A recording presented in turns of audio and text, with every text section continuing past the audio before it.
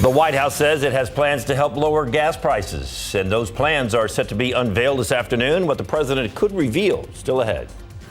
New details in a shooting investigation, what police are now saying about how the victim met the suspect and what happened leading up to the violent interaction.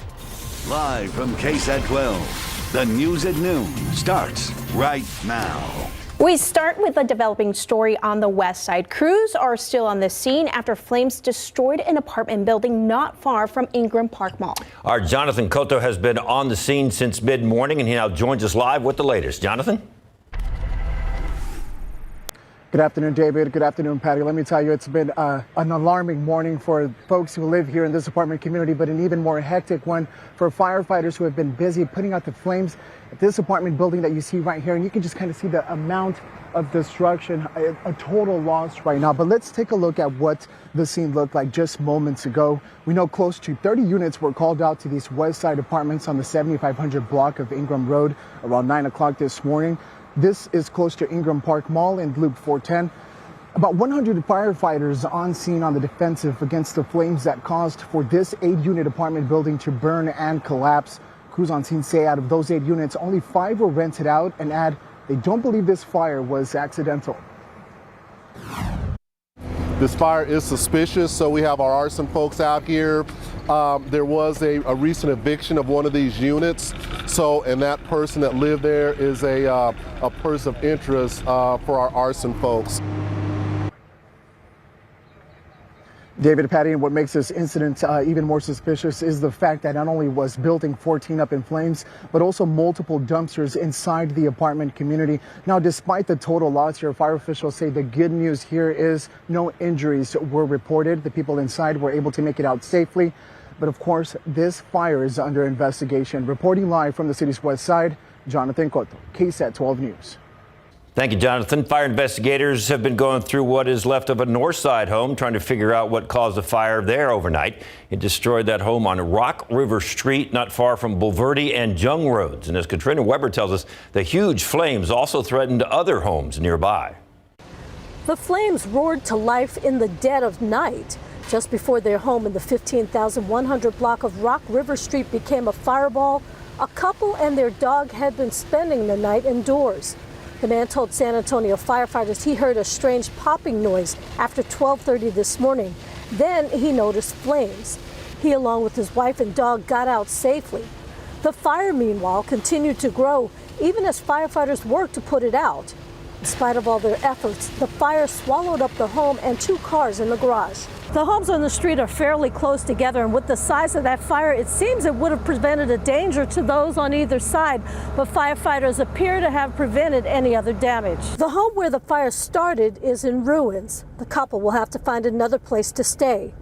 Investigators moved in once the fire was out and tried to figure out how it started. Katrina Weber, KSAT 12 News. Thank you, Katrina. New this noon, a man killed in a crash in Laredo has been identified as a San Antonio resident. That's according to police. Laredo officers tell us that crash happened last night around 9 near mile marker 12 on I-35. Police say 36-year-old Rodolfo Puente Rivera was inside a stalled vehicle. That's when a truck driver hit him, sending Rivera's van into the median. He was taken to a nearby hospital where he later died. And here in San Antonio, an overnight crash sent one woman to the hospital just before midnight. Police say the woman was driving near Wonderland of the Americas Mall on the northwest side. That's when her vehicle stalled on the highway. A driver in a truck came up behind her and tried to move over, but ended up hitting the woman's vehicle. The woman wasn't wearing a seatbelt, and police say her injuries are serious. Officers say the driver in the truck will not face charges.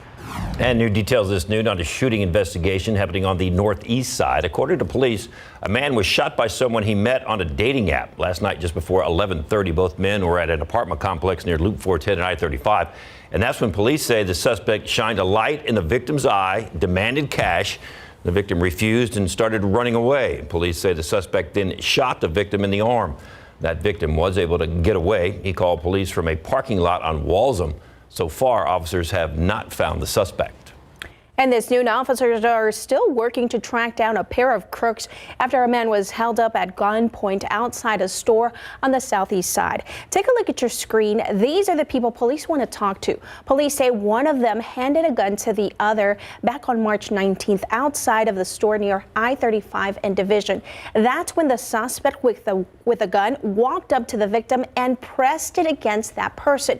Meanwhile, the second suspect grabbed the victim's wallet and cash. The two suspects jumped into a vehicle and drove off. If you have something that could help police solve this case, call Crime Stoppers at 210-224-STOP. Today, President Biden is set to address the nation once again. This time he's expected to announce measures to lower gas prices. The White House say the president's speech will concern energy prices. The Biden administration has been considering tapping the Strategic Petroleum Reserve again. That would involve releasing around 1 million barrels per day for the next 6 months. President Biden let out around 60 million barrels in November in response to another round of price hikes. We'll bring you the president's remarks when he takes the podium later on during this half hour. Now on to the latest in the Russia's war in Ukraine. U.S. and European officials say Russian forces are struggling to take control of Ukraine. This happening as new reports from multiple intelligence agencies say Russian leader Vladimir Putin is not being told the truth about how badly his army is performing. ABC's Ike Uroki has more. Today, UK intelligence aligning with U.S. spy agencies, claiming Russian President Vladimir Putin's top advisors are too scared to tell him the truth about the poor performance of his troops in Ukraine. One of the Achilles heels of autocracies is that you don't have people in those systems who speak truth to power or who have the ability to speak truth to power. The Kremlin today responding, saying of American officials claiming Putin is being lied to, they do not understand President Vladimir Putin. They do not understand the decision-making mechanism. They do not understand our work style. However, British intelligence claiming some Russian soldiers are disobeying direct orders. We've seen Russian soldiers, short of weapons and morale, refusing to carry out orders, sabotaging their own equipment, and even accidentally shooting down their own aircraft. Russian forces said they were scaling back military operations in the Kiev and Chernihiv regions to promote trust between the two sides. Yet the Pentagon says it's seen less than 20% of Russian troops repositioned from Kiev. And today, these new images showing Russia is still attacking those areas. In Chernihiv, this video shows the aftermath of a Russian strike on a local market. And in the village of Sloboda, 13 miles south of Chernihiv, people being evacuated from their homes as the Ukrainian army moves through. The number of refugees leaving Ukraine now surpassing 4 million, half of them children. In Irpin, explosions near a key suburb just miles outside of Lviv. And in southern Ukraine, officials confirmed this Red Cross building was hit by a Russian military strike. Zelensky speaking with President Biden on the phone for almost an hour Wednesday, thanking him for the U.S.'s pledge of an additional $500 million in direct budgetary aid and that his support is vital. The Russian Defense Ministry has announced a ceasefire in the port city of Mariupol with direct support from the UN to allow thousands of trapped civilians to evacuate the city. Ike Ajachi, ABC News, Washington. Viva Fiesta. We're going to take a look at the forecast for all of our Fiesta events. How is it looking? We've got the latest coming up. Brandeis girls volleyball team doesn't have to talk about their state title anymore. Now they just show off their bling. Larry Mears with more on that coming up. And it is officially the first day of Fiesta, and crews are putting together the finishing touches ahead of some major events. We're going to take a look, plus what you need to know if you're heading out tonight after the break. A reminder about changes on the St. Mary's Strip. Starting tonight, barriers will be in place to keep drivers out of the residential areas near the bars and clubs in the Tobin Hill area. And take that into account and consider using rideshare. It's all going to start at 7 o'clock tonight, and it comes after concerns of crime, noise, and trash from residents of the Tobin Hill Neighborhood Association. The barricades are going to extend from East Magnolia Avenue near Candlelight all the way to Demos Creek Food off East Ashby Place until April 3rd. And this is not a 24/7 situation. The less than half-mile stretch will be closed from 7 p.m. to 2 a.m. This Fiesta celebration is presented by Toyota. Oh, the celebration starts tonight. It's the big Fiesta. Yeah, you can listen to music, barter for medals, look for art, enjoy crafts. Did I say food? Food. You're there for the food. This is a family-friendly event, just great atmosphere, and it starts today.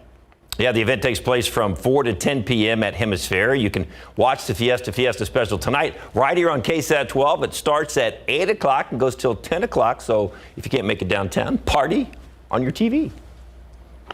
And right now on KSAT.com, we have everything you need to know about Fiesta 2022.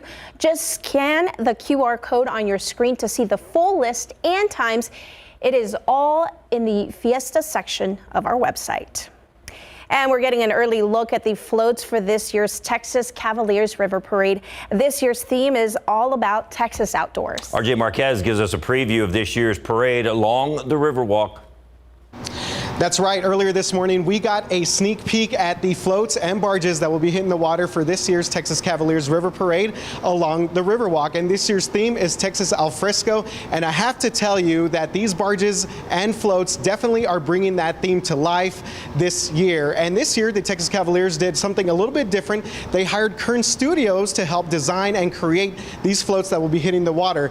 Barry Kern, the president and CEO of Kern Studios, talked to us more about some of the things that viewers and people that are going to be attending the parade can expect to see this year. We've got these huge, larger-than-life, three-dimensional props that will all have special lighting. There's LED lighting that's all computer-driven that will be designed so each float will have a very distinct and different look. More than 50 floats and barges will hit the water for this year's River Parade, and many of them featuring local community groups, also children's charities and officials, and also celebrities as well. It's going to be a lot of fun. If you plan to come down here, tickets are still available online. All you got to do is check out the Texas Cavaliers website, and don't forget, you can also watch it live on KSAT and KSAT.com this Monday at 7 p.m. Reporting from downtown, RJ Marquez, KSAT 12 News.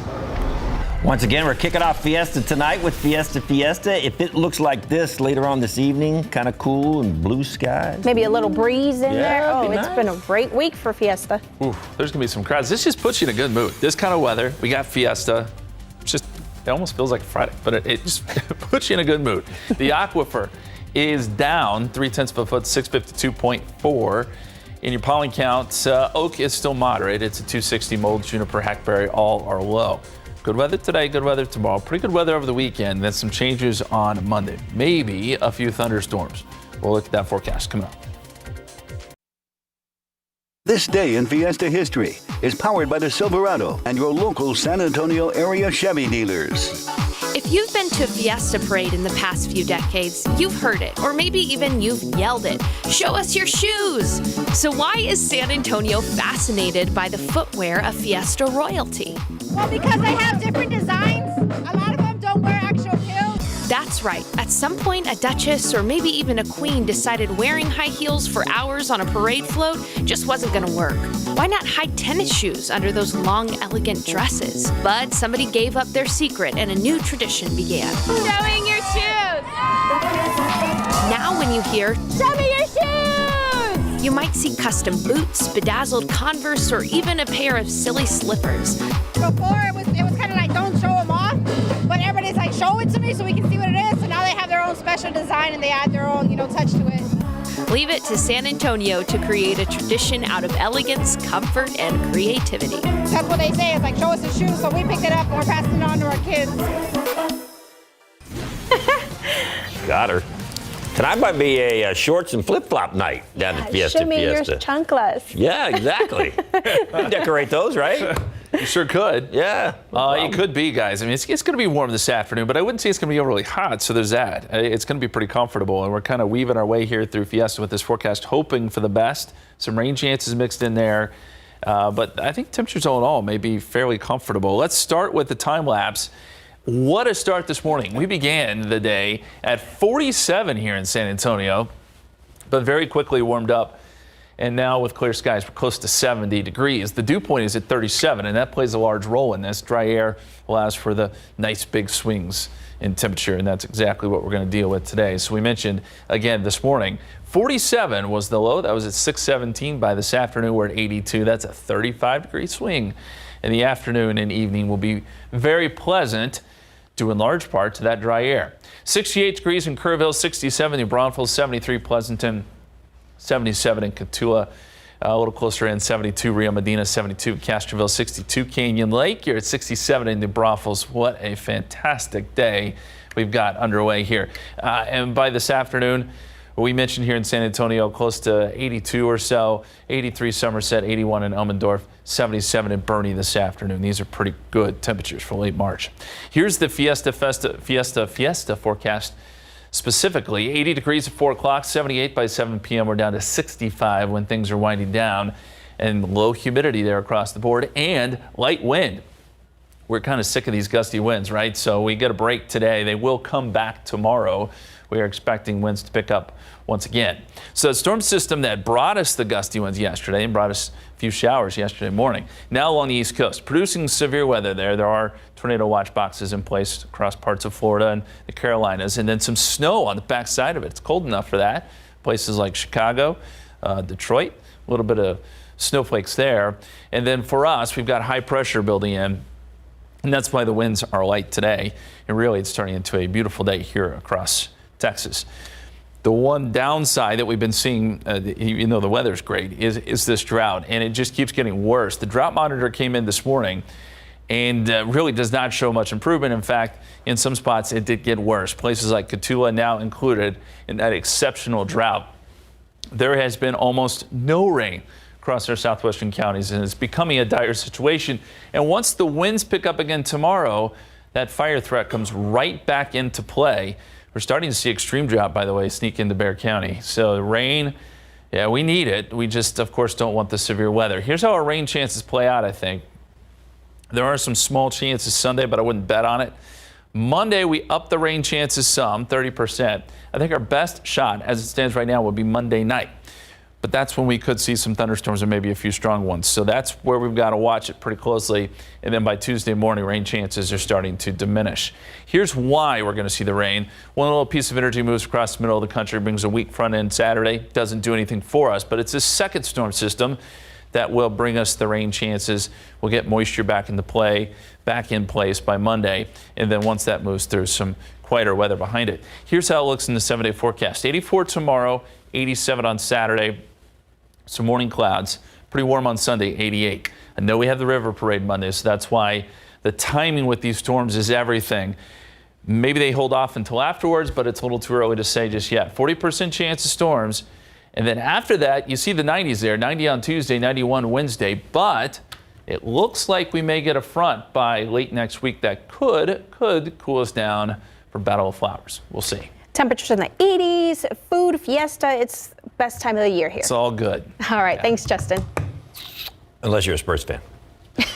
Missed it by that much. Yeah. Keldon's going to make that shot more often than he misses it. And last night, the breaks just didn't go the Spurs' way at the very end. Coming up, we're going to talk more about that play. And Devin Vassell says, hey, man, we just got to pick up our teammate. Plus, in men's college basketball, the Aggies will play for the NIT championship tonight. Coming up.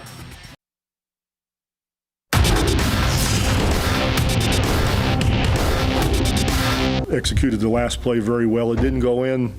And like I told him, if that's the worst thing that ever happens in your life, you're going to live a pretty easy life. So get over it. Bob was talking about Keldon Johnson missing a potential game-winning layup last night in big board sports. The Grizzlies beat the Spurs 112-111 last night to capture the Southwest Division and clinch the number 2 seed in the Western Conference. The loss pushed the Spurs back down to 11th, 1.5 game behind the Lakers for the final play-in tournament spot. Here's Devin Vassell on Keldon's near-game winner. Hell of a play, and 9 times out of 10, that ball's going to go in. Of course, it looked like it was going in.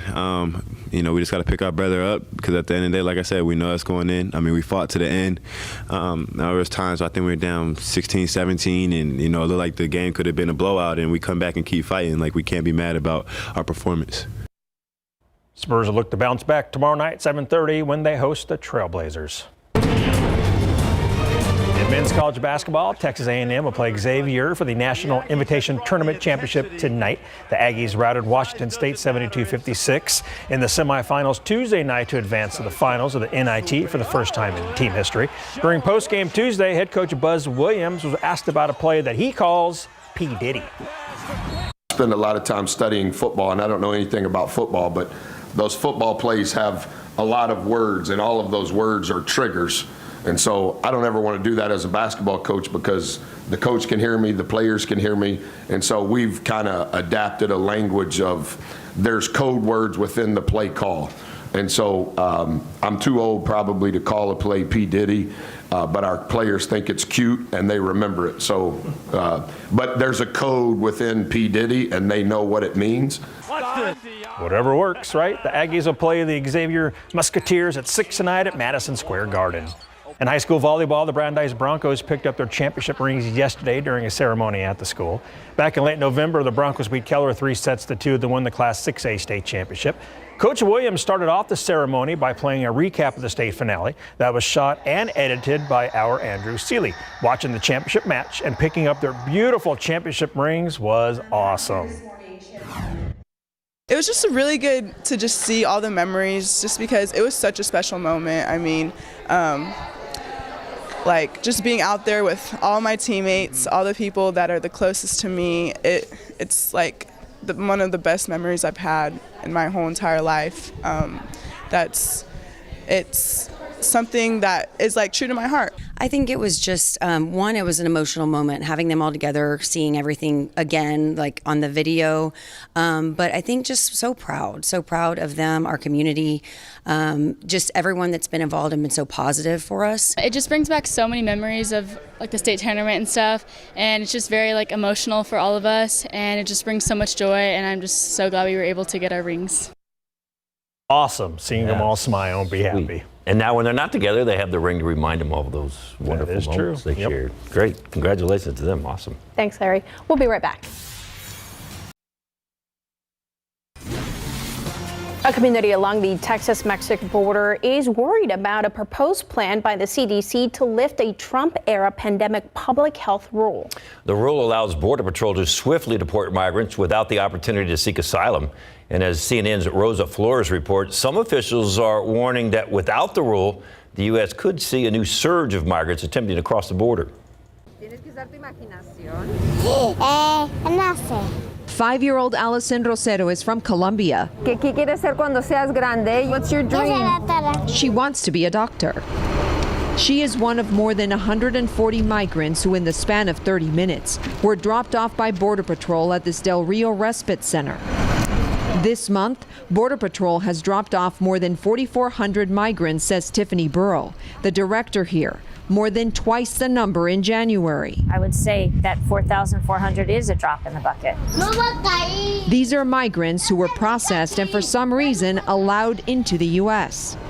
And Burrow is bracing for when the Biden administration lifts Title 42, the pandemic public health rule that allows Border Patrol to swiftly return some migrants, mostly to Mexico, without the opportunity to seek asylum.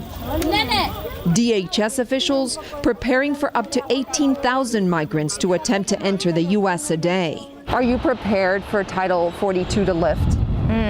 I don't think anyone can truly be prepared. In the past 2 years, 1.7 million migrants have been expelled under the Trump-era rule. This week, the CDC is set to decide if the order is necessary. If you ask the Valverde County Sheriff, I wish they would extend it. He points to the more than 15,000 migrants who he says camped under a bridge here in September of last year, waiting for immigration authorities to process them. Last year we called it a crisis. This year we see the same thing here in Del Rio. It's going to be a disaster. Here in the Del Rio sector, Border Patrol has encountered more than 150,000 migrants this fiscal year, a 215% increase compared to the same time last year. Allison shows us the Rio Grande was waist deep when she crossed with her mom and her baby brother. ¿No te dio miedo? Were you scared? poquito me dio miedo. Un poquito. She said she was a little scared. The Biden administration is facing pressure from all sides. Immigration advocates and Democrats who say there is no health basis for keeping the Trump-era rule, and from Republicans who have been pushing for Biden's plan to secure the border when Title 42 expires. The sheriff says migrants are waiting just across the Rio Grande in Acuña, Mexico, for Title 42 to end. How big are those groups that are in Acuña? They weren't able to give me a number. I know that there's people walking up and down the streets everywhere. The Del Rio Border Patrol chief taking to social media to show how large groups of migrants are trying to cross into the U.S. Customs and Border Protection in Del Rio saying some migrant processing facilities have reached capacity. Your message to the Biden administration? You know, it's time to execute a plan. You know, if they got a plan, let's start executing it. You're doing okay? As for Allison and migrants like her who make a short stop at this respite center, Adios. it's back on buses, this time taking their dreams to destinations across America.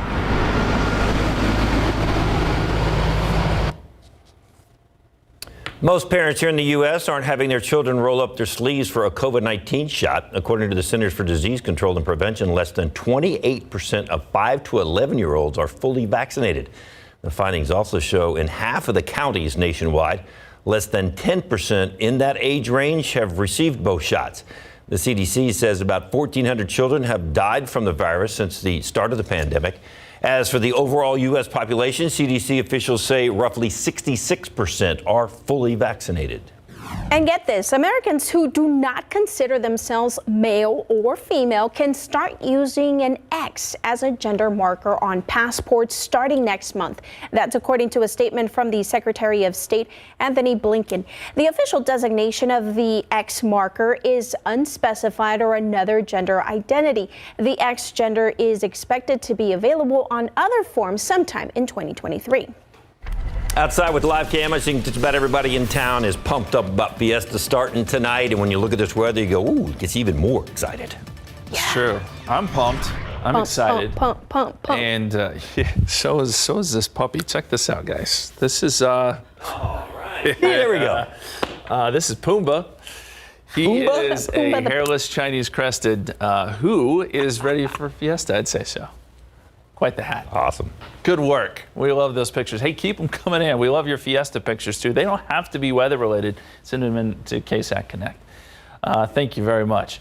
Let's take a look across the country. We've got some cold air bottled up across the Great Lakes. Temperatures are in the 30s there today. It's still below freezing in places like Omaha, Minneapolis, International Falls, where it's 27, 36 in Chicago. There has been a little bit of snowfall up there. Some cool air, drier air working across a large portion of the country behind that big front, which is pushing towards the East Coast. But it has been very comfortable here in Texas. A lot of 60s on the map at this hour. Now, we do have to pass along. There still is a red flag warning in effect today across our western counties. It's still fairly dry out there. Dew points are low. And winds are not gusty today, so we don't have that to factor in. But just because things have been so dry, I think it's purely a precautionary reason. We do still have that red flag warning out west. And I think this could be extended for much of the area tomorrow as winds pick back up. We still have that fire danger very much in place. 76 by 2 p.m. today, 79 by 3 p.m. We're up around 80 by 4 p.m. We top out at 82. Clear skies going into tonight for Fiesta. Light winds too out of the east, and then we're dropping to 65 by 10 p.m. and eventually into the 50s by tomorrow morning. Weekend looks pretty good. We're going to look closer at that forecast and have another look at that rain chance on Monday coming up in just a few minutes. Thank you, Justin. A big pro swimming event in town featuring some local talent. Larry Ramirez will introduce you to one of the top swimmers at this meet coming up in sports. While Earth's volcanoes are spewing hot lava, scientists say Pluto had much cooler volcanic eruptions. Details about the dwarf planet after the break. A new study reveals that Pluto has giant ice volcanoes. We're not talking about the Disney Pluto. We're talking about the real Pluto. They were active as recently as 100 to 200 million years ago. That's recent. The discovery was made during NASA's New Horizons mission. Yeah, researchers point to a region of Pluto largely made of a bumpy water ice and filled with volcanic domes. One volcano is similar in volume to one of Earth's biggest volcanoes, Mauna Loa in Hawaii. Still, researchers say the volcanoes on the frigid planet look nothing like what they have already seen in other parts of the solar system. They believe when Pluto's volcanoes erupted, a cold mixture of ice and water flowed out like toothpaste onto the planet's surface. That sounds interesting. A California company isn't leaving anything to waste. It's taking cheese byproduct and turning it into alcohol. The company called Wayward ferments the whey so that it can be reused as a drink. Whey is a liquid that comes from, okay, hold on to this one, curdled and strained milk. Sounds appetizing. Man, sounds like a bad trip to the refrigerator, doesn't it? U.S. cheesemakers produced 100 billion pounds of it back in 2020. Wayward officials say they've so far processed 500,000 pounds of whey that otherwise would have been thrown out, waste. All right, if that's what you want to do with your curdled milk, then there you go. It's got to go somewhere. Might as Hey, well. listen, cheese makes everything better. So can it make alcohol better? This is the question. Curdled cheese? I mean, take the curdled part out of Stinky it. wine. Blue skies right now. What a gorgeous day. So far today, 69 degrees was our high temperature. 47 was the low this morning. So it was chilly to start, but it's really comfortable now. We'll be pretty close to the average, I think, a little bit later this afternoon, or a little bit above that. Records are 93 and 31, set back in 1929 and 1987. We'll talk weekend weather and what to look for next week coming up.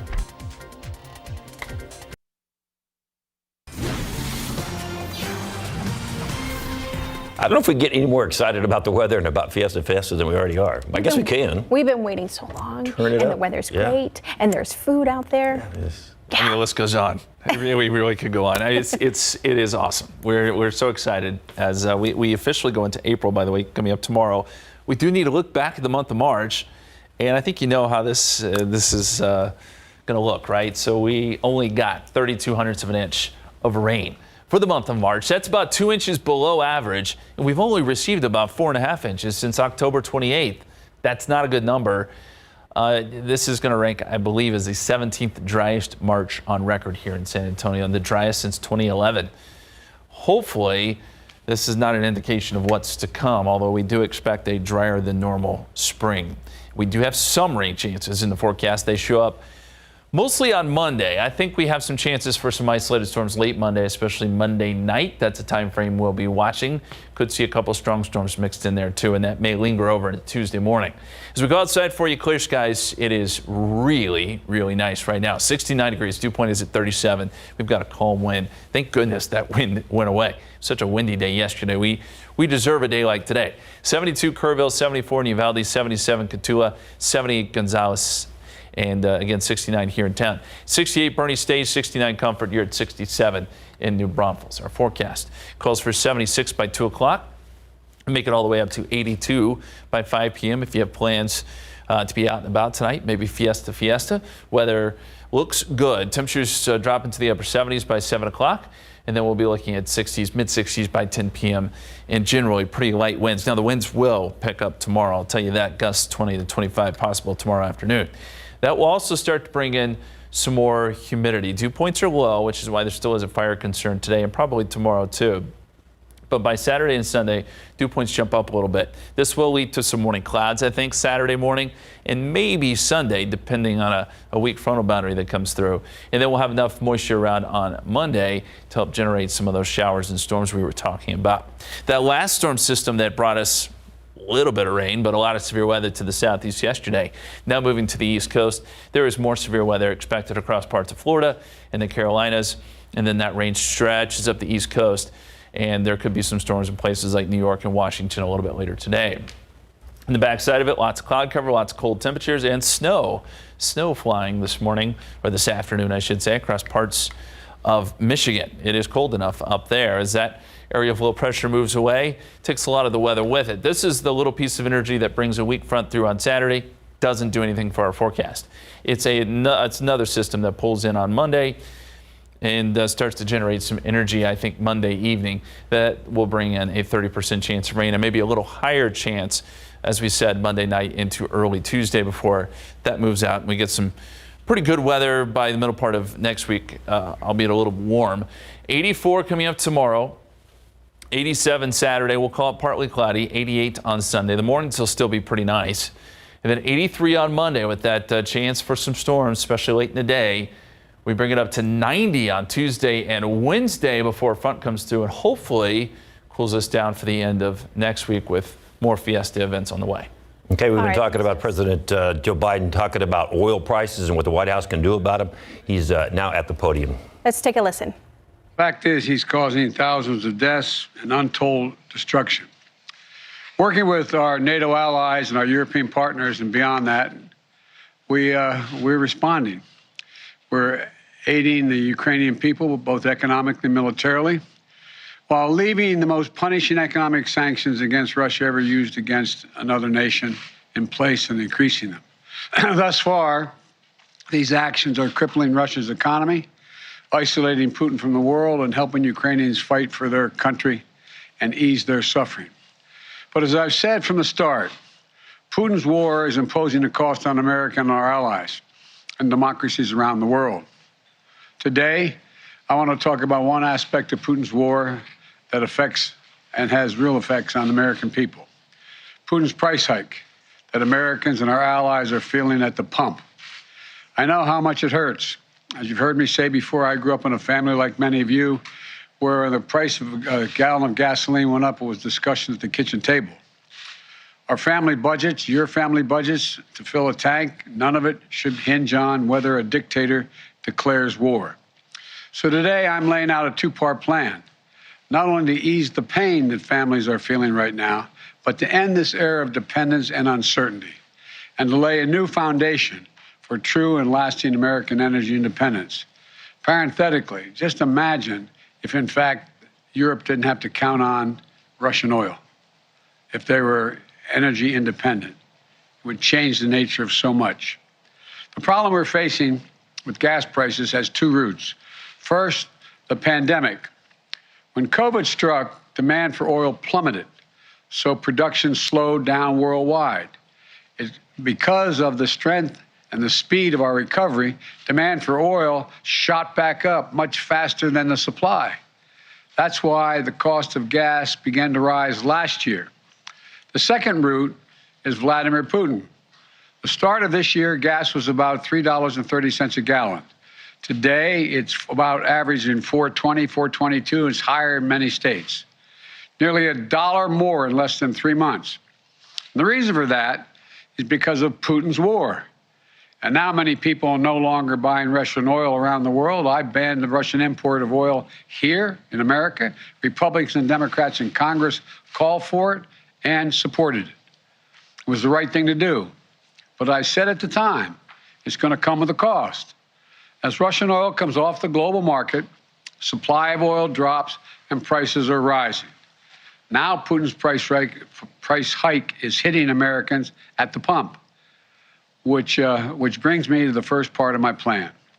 To immediately increase the supply of oil, our prices are rising because of Putin's action. There isn't enough supply. And the bottom line is, if we want lower gas prices, we need to have a more oil supply right now. For U.S. oil companies that are recording their largest profits in years, they have a choice. One, they can put those profits to productive use by producing more oils, restarting idle wells, or producing on the sites they already are leasing, giving the American people a break by passing some of the savings on to their customers and lowering the price at the pump. Or they can, as some of them are doing, exploit the situation, sit back, ship those profits to the investors, and while American families struggle to make ends meet. Look, this is a moment of consequence and peril for the world, and pain at the pump for American families. It's also a moment of patriotism. I want to acknowledge those companies that have already announced they're increasing immediate production. They're investing money to produce more oil, and also clean technology we need to reduce our dependence on oil in the future. They have everything they need, nothing standing in their way.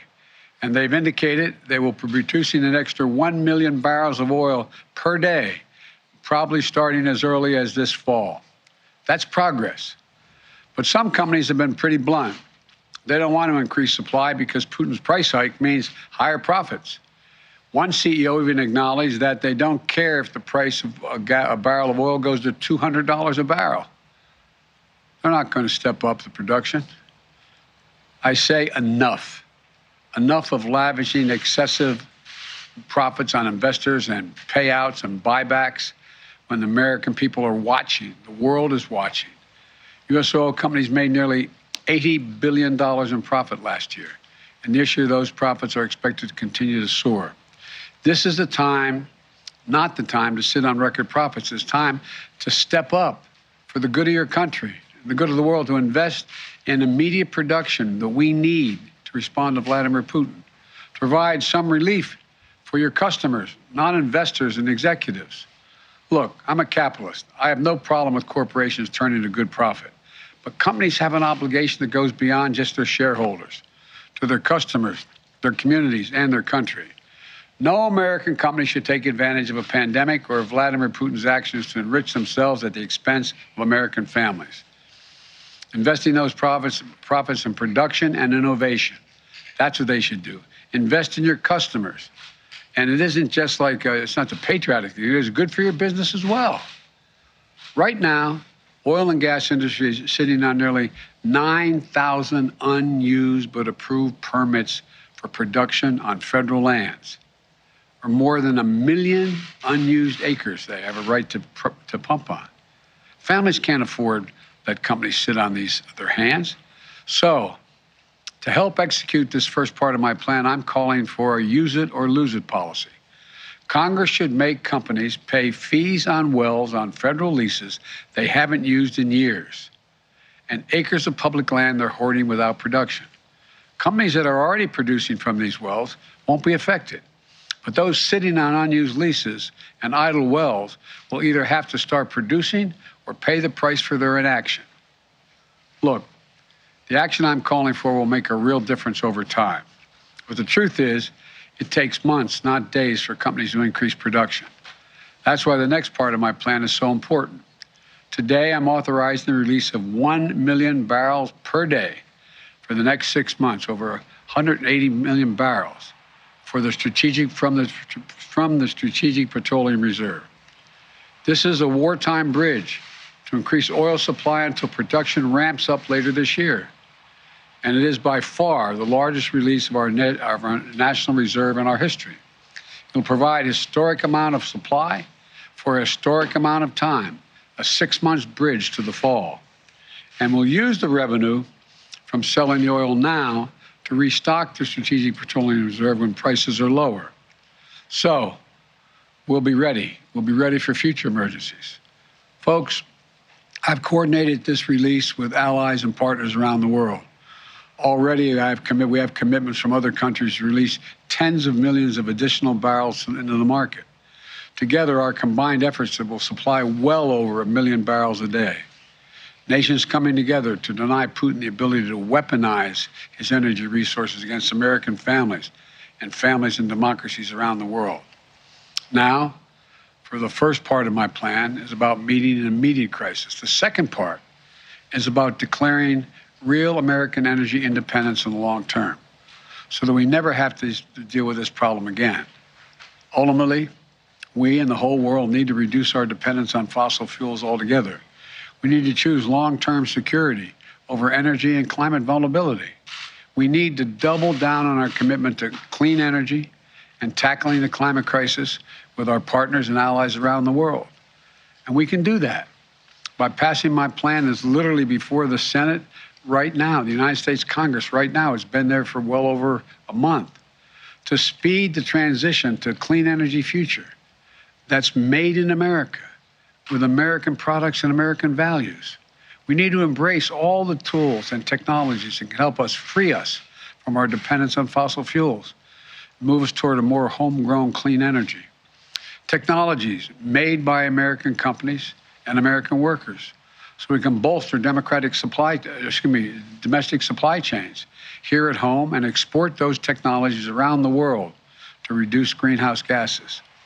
That's why today I'm issuing a directive to strengthen our clean energy economy. I'm going to use the Defense Production Act to secure American supply chains for the critical materials that go into batteries for electric vehicles and the storage of renewable energy, lithium, graphite, nickel, and so much more. We need to end our long-term reliance on China and other countries for inputs that will power the future. And I'll use every tool I have to make that happen.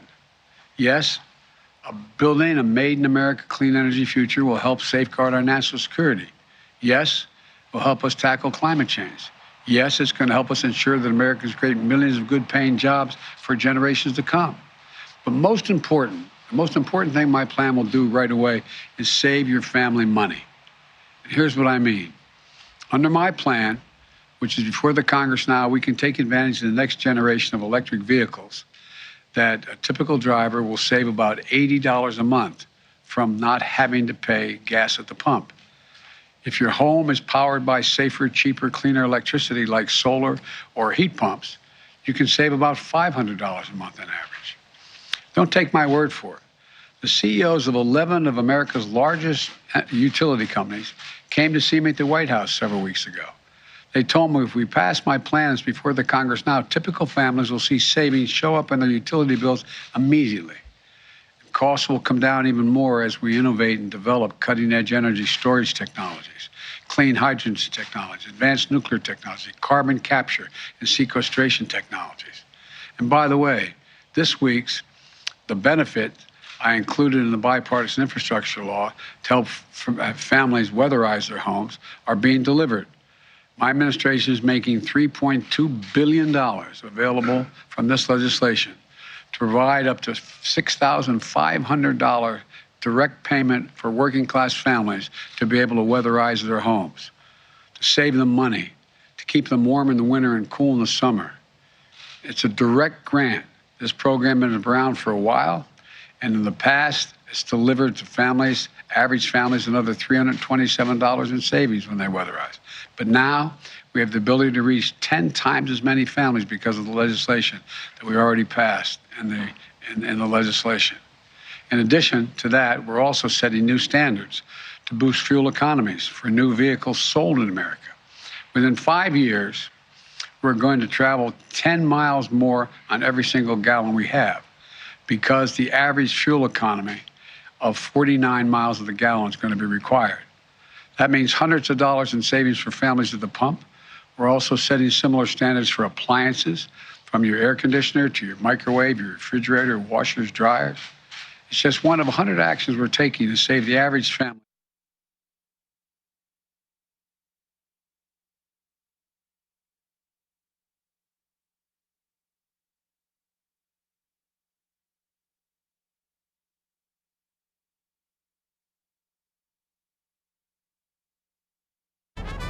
Today on SA Live, we meet the parade marshal for the Texas Cavaliers River Parade and find out what you can expect to see Monday night.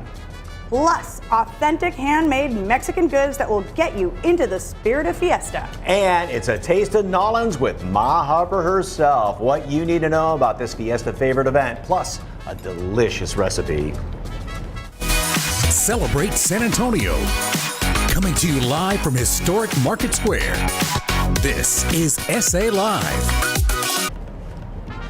Oh, what a beautiful day here in Market Square. The folks are here. Viva Fiesta! Happy Thursday. Fiesta, of course, begins today. Yes, it does this evening. Good afternoon, everyone. I'm Mike Osterhage. And I'm Fiona Gorstiza, and we will be hosting a Fiesta this evening. More about that in a few minutes. So let's go ahead and kick off the Fiesta fun. Yes. Believe it or not, buñuelos are not just for the holidays, they are also a perfect treat for Fiesta. And any day of the year, basically. And we have the owner and the world's greatest Buñuelo maker, Southtown Buñuelos owner, Art Giron, is here to show us how to make this holiday treat for Fiesta, for the day after, for the second Tuesday of the week, whatever it is, right? It doesn't matter, right? No. Well, first of all, you're setting me up to get into a fight. My mom's going to take partial to that because she's the Buñuelo queen. Gotcha. So she's the greatest. You are on your way there. I'm just trying not to mess up what she's already made.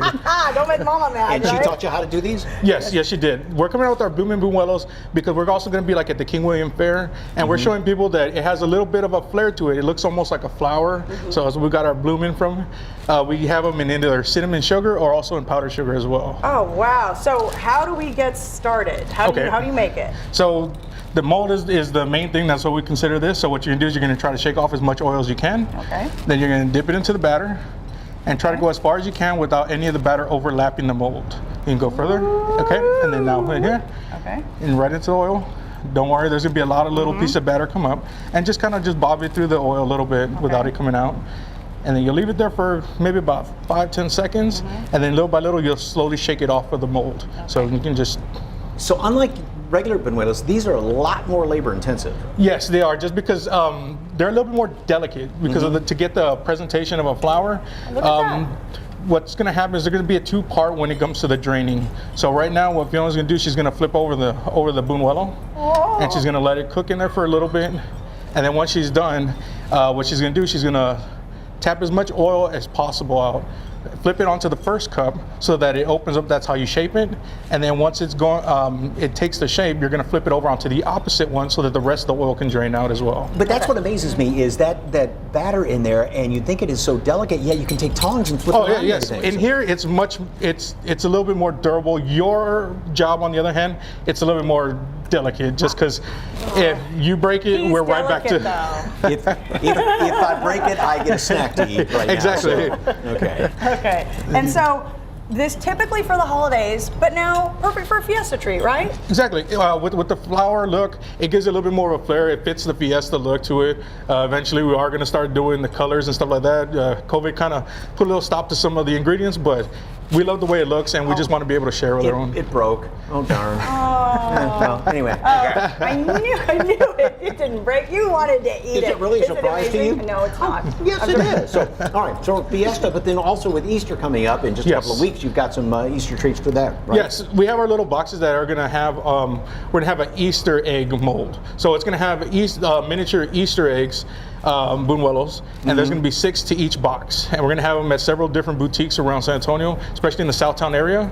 Everything from Inspiration for Life as well as Belle the Ball Boutique, and a couple of other in that strip as well. Okay, so not just the buñuelos, but also, and we have tried these before, these wonderful brownies that you had too. Our brownies have become a hit with the public, so they're just basically on our menu all year round.